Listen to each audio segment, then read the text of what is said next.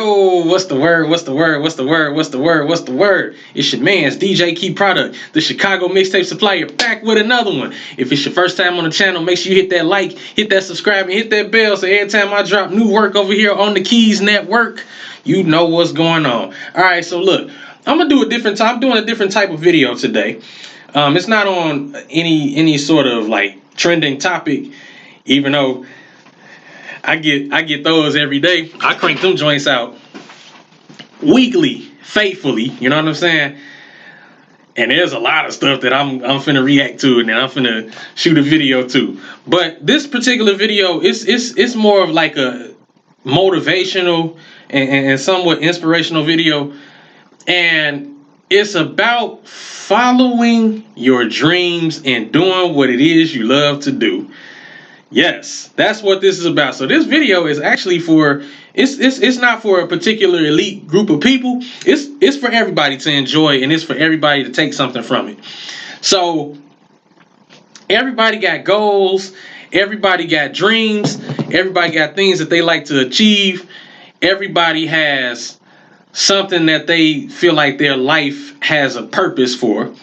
So, you know, whether that be practicing medicine, whether that be music, whether that be helping people, whether that be you want to be a police officer, a firefighter, whatever it may be. Everybody has a goal. Everybody wants to achieve and accomplish something in their life. So this actually is, I'm going to kind of make it about me for a second, because I'm going to kind of take y'all through my background. And, you know, because I'm new to this YouTube thing, so I kind of just started doing YouTube a couple months ago, and it's doing me pretty good, I gotta say. But my dream is in entrepreneurship, and primarily along the lines of like content creating and, you know, media and DJing, because I'm in music as well. Like I play an instrument and I produce records for like a lot of artists that's underground, that's coming up. And then most importantly, well, not most importantly, but at the same time, like I DJ at different events, and I DJ on the radio, internet radio, and I do a lot of like mixtapes and stuff like that.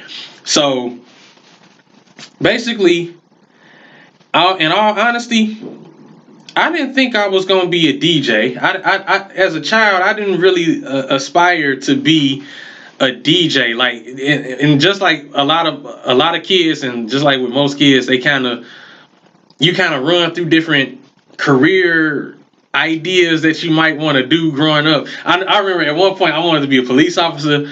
At one point I wanted to be an architect, because I knew how to draw really well. I knew how to draw and design buildings and stuff. So a lot of people, especially primarily in my family, they was like, oh, he gonna be an architect. This is that and the third. But then as I got older, like other things kind of caught my interest. And one of those things was music.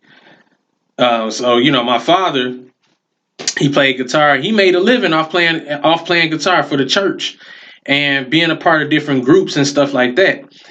And so my brother, he's a drummer at a church, and he's also a part of a band, and they do gigs and everything.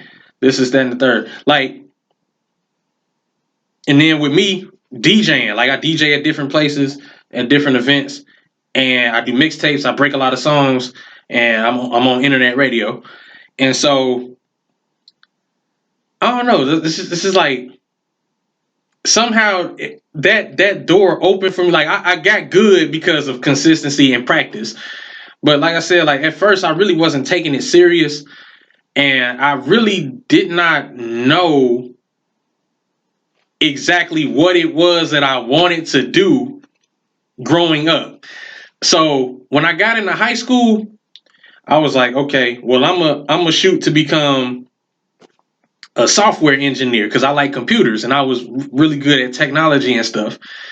And so when I start my senior year, they actually had a computer program at the high school I was going to. They had a computer program, but the class was filled up already, so I couldn't get into the class. So I had to find an alternative, because you had to do an elective in order to graduate. So I was like, well, you know what? There was a class at my high school called Media Tech. Now, it didn't have anything to do with radio or television or any of that. It was more along the lines of graphic design, like building websites, making flyers, making posters, this is that and the third. So I go ahead and take the class, and I liked it. I'm like, wow, this is cool. And it was art related, and I'm a fan of art, making logos and all this other stuff. So take the class, and I'm like, well, you know what? I'm not in college yet. Let me go ahead and change my major. I'm gonna go for graphic design. This is that and the third. So do the class, pass, graduate. Now I'm in college, and I'm in there for graphic design. I took a video production class, so I learned how to edit videos, kind of like what I do now with a lot of the interviews we do on the radio, and the videos that I do for YouTube, and so and a few music videos. I edited a couple of music videos, and so I learned how to work a camera. I learned how to do all these things, right? But it's funny how it worked out, because while I was in school for graphic design, I'm meeting rappers, I'm meeting singers, I'm meeting producers, I'm meeting all these people that's in music, right? So, first song I produced was for an artist. He since passed away. R.I.P. A.F. Quattro. I did a record with him back in 2012, and that was the very first song that I ever produced, and the song was going crazy. And so, just after that, year after year after year, I was just producing songs for different people. I wasn't even DJing yet. And so this is that and the third, and took a year off to kind of think about it, and after that, again, I'm still doing my thing with the music. Get back in school. Again, I'm meeting artists. Artists that I went to, a friend that I went to school with. He hits me up. He's serious about it. Matter of fact, he had a deal on the table, and we never did take the deal, because it's like, we didn't want to, like, we weren't educated about how the music industry works, how it really works. You know what I'm saying? So we didn't take the deal, and we just kind of stayed independent, and we did our thing independently. And so, but again, like, while I was in school, everything was just lining up to do music. So I'm like, maybe that's what I should be doing. Maybe I should be doing music. So leave school, I was full throttle for a couple years. I'm dropping tape after tape after tape after tape, and I'm producing record after record after record after record for different artists and stuff. So a lot of these artists aren't mainstream. So I'm not no real big producer, at least not yet. But you know how it's going. So, and then just a lot of doors started opening for me with DJing, with production. Then, we fast forward to a few years ago, we started a radio station. I was a part of a radio station before launching Underground Hitters with my other partners and my brother. You know what I'm saying? And just, man, everything we were doing, like, in that first year, like, we was in and out the club in the first year. We weren't there for leisure. We were doing a lot of, like, on location recording, and we did, like, a lot of express interviews, because there were artists that show up to the club and they would be performing and stuff, and we would, like, interview them live on the radio after they performed or before they performed. And we did a lot of artist showcase. We even did, like, an express interview outside of Chicago. We took the station down to Huntsville, Alabama, and we did and express interviews at an artist showcase down there. And it was fun. Like, I had never, like, taken my talent outside of Chicago. Well, that was the first time in a while I had took my talent outside of Chicago.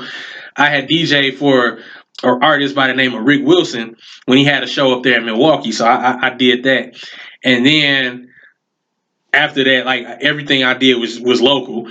I didn't take the I didn't go cross state lines with what I was doing, and so but it was so enjoyable.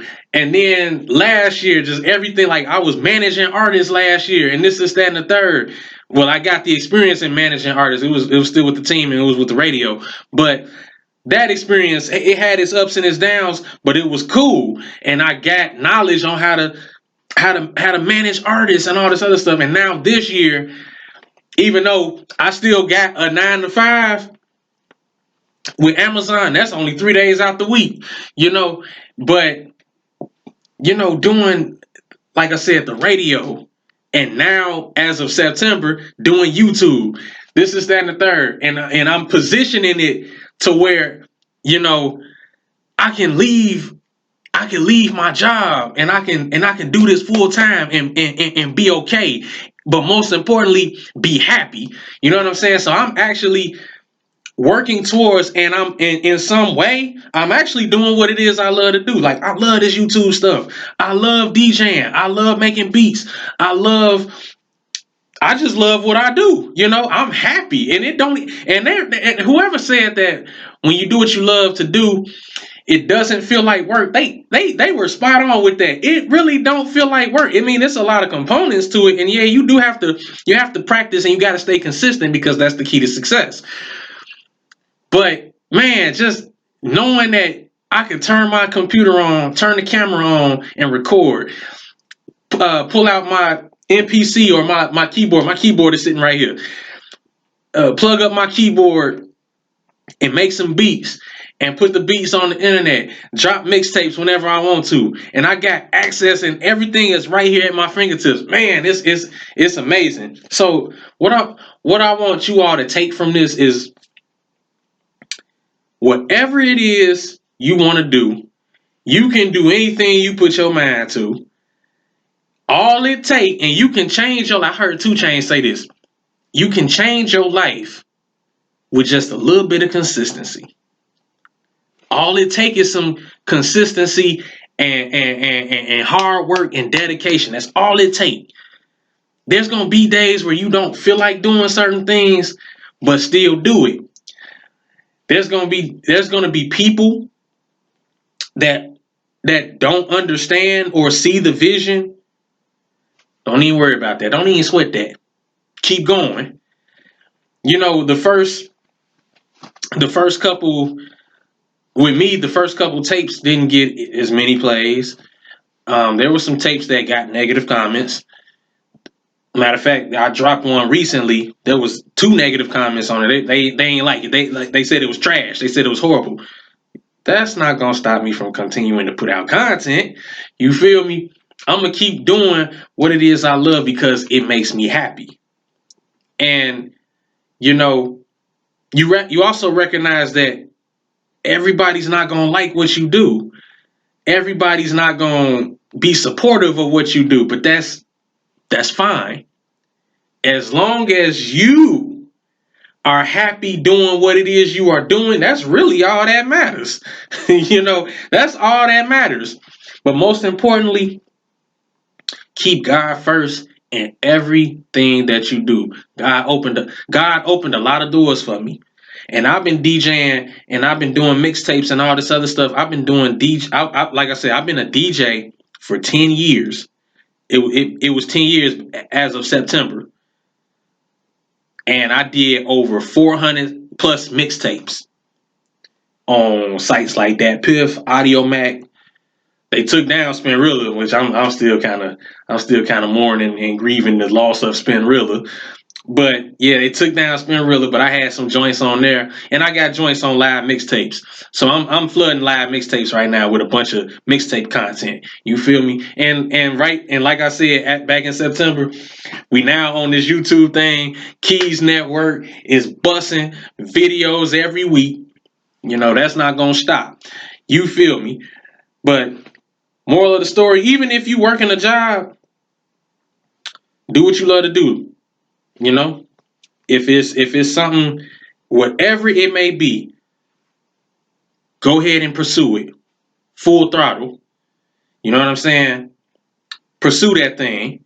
But most importantly, again, let the Lord lead you and pray about it too. You know, like I asked the Lord to like bless my gift and my talent. And he has answered that prayer time and time and time and time and time again. You feel me? And don't always look for the money and stuff as well. If you get into whatever it is you get into for the love of it, eventually down the line, the money is gonna come. I did a lot of stuff for free. I hosted a lot of mixtapes for free. I did a lot of interviews for free. You know, I didn't charge anybody for this, that, and the third. I did logos and all this other stuff for free. And because of the quality of work that I put out, then people started asking, well, how much you charge for this? How much you charge for that? And I gave them the quote. And you know, not only did I get my quote, but I got what I was worth. You know, and that's the thing. So don't always look for the money in it. You again, like I said, you recognize if you do it for the love of the craft or for the love of whatever it is that you have a passion for, you recognize that the money is coming. The money will come down the line. So just always remember why you in and stay faithful to the why, because it's your passion. So whatever it is you passionate about, pursue it full throttle. And that's to the kids. Whatever it is you want to do, don't let these people tell you can't do it. Don't let them tell you it's too hard. Like when people put numbers on stuff, when people try to hit you with statistics and you know percentages of the or the success rate of certain things, man, don't too much follow that. If it's what you want to do, if it's what you have a passion for, do it regardless of who say what. And this includes family. This includes family, because sometimes you have family members, they may have tried to do certain things and it didn't work for them. And so when you try to do the same thing, they'll try to discourage you with their horror stories. Don't fall for the smoke screen. Whatever it is you want to do, go ahead and do that thing. Do it and stay consistent. Man, and that's all I pretty that's it. That's pretty much it. But what say you? Y'all drop a comment, leave a like, hit that subscribe, and hit that bell. And until next time, ayy.